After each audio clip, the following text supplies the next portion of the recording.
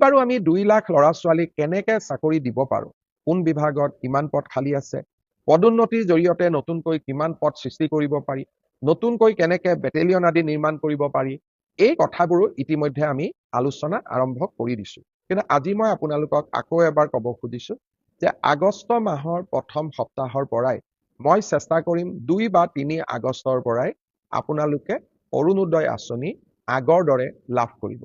আগষ্ট মাহৰ পৰা অৰুণোদয় আপোনালোকে মাহেকীয়া নিয়মিতভাৱে পাই থাকিব আৰু আপোনালোকে অলপো চিন্তা কৰিব নালাগে। কম দামত চেনি বা দাইল দি আছিলোঁ, সেই আঁচনিখনো আমি আগষ্ট মাহৰ পৰাই আৰম্ভ কৰিম। অৱশ্যে আমি ইয়াক অকণমান নতুন ৰূপত লৈ আহিম, সেই বিষয়ে আমাৰ পূৰ্ণাংগ বাজেটত আপোনালোকে শুনিবলৈ পাব। নিযুত মইনা, নিযুত বাবু, এই প্ৰত্যেকবোৰ আঁচনি, জীৱন প্ৰেৰণা, এই প্ৰত্যেকবোৰ আঁচনি আমি আগষ্ট মাহৰ পৰা আৰম্ভ কৰিম। বহুতে মোৰ ফেচবুকত প্ৰশ্ন সোধে, মামা জীৱন প্ৰেৰণা কেতিয়া পাম, নিযুত মইনা কেতিয়া পাম? আমি গোটেইবোৰ আঁচনি আগষ্ট মাহৰ পৰা আপোনালোকক দিয়া ব্যৱস্থা কৰিম আৰু তাৰ পিছত সমগ্ৰ সময়ছোৱাত আপোনালোকে এই আঁচনি নিৰবিচ্ছিন্নভাৱে পাই থাকিব।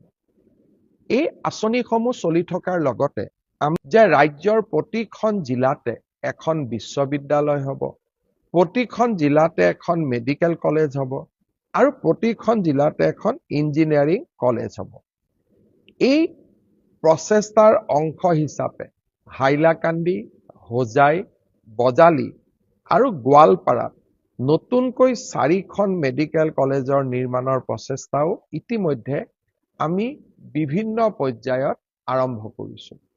সন্মানীয় ৰাইজ, অনাগত 5টা বছৰত মই মাত্ৰ কেইটামান সৰুকৈ মোৰ মনত পৰা আঁচনিৰ কথা ক'লোঁ।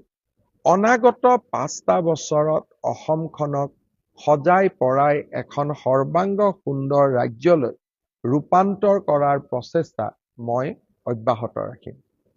বহুদিনে বন্ধ হৈ থকা কামাখ্যা কৰিডৰ নিৰ্মাণৰ কামো ইতিমধ্যে আৰম্ভ হ'ল।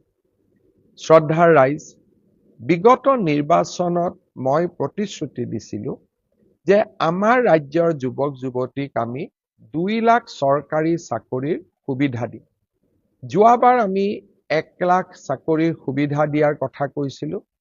1,60,000 যুৱক যুৱতীক আমি চৰকাৰী চাকৰি দিব পাৰিলোঁ। এইবাৰো আমি 2 লাখ ল'ৰা ছোৱালীক কেনেকৈ চাকৰি দিব পাৰোঁ, কোন বিভাগত কিমান পদ খালী আছে, পদোন্নতিৰ জৰিয়তে নতুনকৈ কিমান পদ সৃষ্টি কৰিব পাৰি, নতুনকৈ কেনেকৈ বেটেলিয়ন আদি নিৰ্মাণ কৰিব পাৰি, এই কথাবোৰো ইতিমধ্যে আমি আলোচনা আৰম্ভ কৰি দিছোঁ। অৰ্থাৎ নিৰ্বাচনৰ সময়ত দিয়া প্ৰতিশ্ৰুতিবোৰ কেৱল মাত্ৰ নিৰ্বাচনী প্ৰতিশ্ৰুতি নহয়, ই আমাৰ উন্নয়নৰ মন্ত্ৰ, অসমক বিকাশৰ পথলৈ আগুৱাই লৈ যোৱাৰ এক আমাৰ বাবে পবিত্ৰ দায়িত্ব আৰু কৰ্তব্য। তাক আমি সদায়ে স্বীকাৰ কৰোঁ আৰু অসমৰ ৰাইজৰ বাবে আমি এনেকৈ নিৰলস আমি কাম কৰি গৈ থাকিম। অসমৰ সংস্কৃতি, অসমৰ পৰিচয়, এই গোটেইবোৰ আমাৰ বাবে ৰাজনৈতিক শ্লোগান নহয়।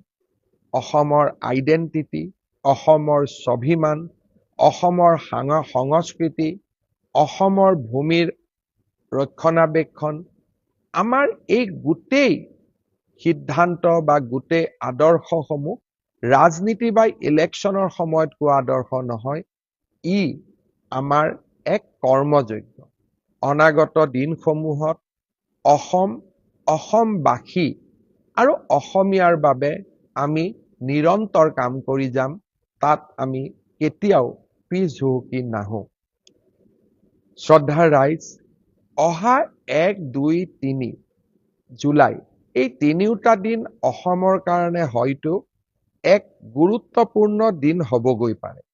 প্ৰধানমন্ত্ৰী নৰেন্দ্ৰ মোদী ডাঙৰীয়াৰ প্ৰচেষ্টাত এই 3টা দিনত হয়তো আমি এগৰাকী অতিকে শক্তিশালী গুৰুত্বপূৰ্ণ বিদেশী আলহীক আদৰিবৰ বাবে সুযোগ পাম।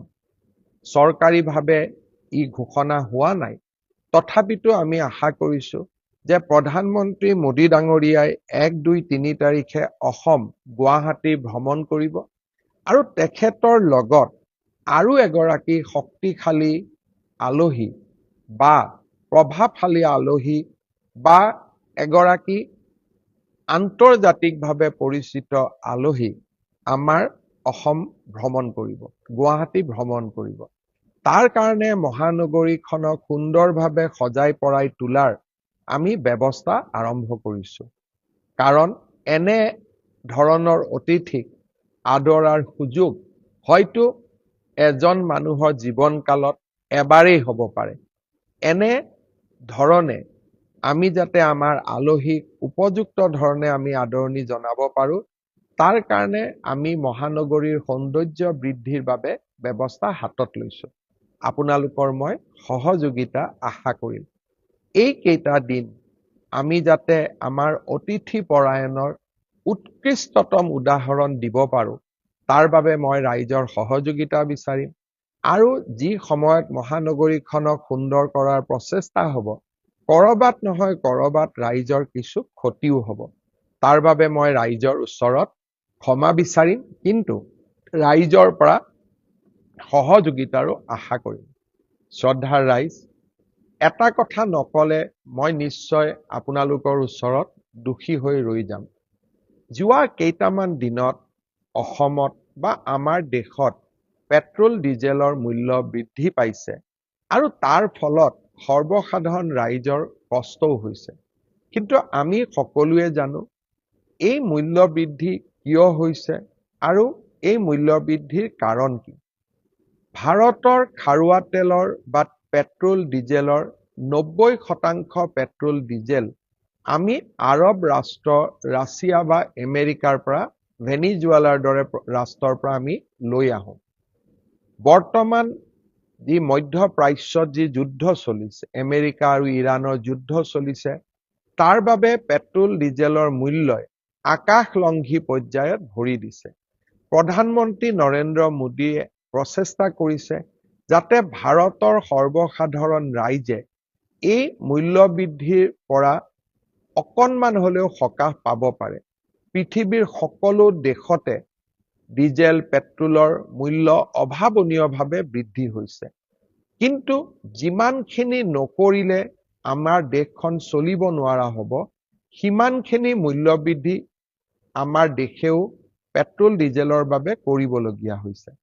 আৰু আমাৰ ৰাজ্যখনেও এই যুদ্ধৰ বাবে সমগ্ৰ দেশৰ লগতে অকণমান হলেও বিত্তীয় অসুবিধাৰো সন্মুখীন হৈছে।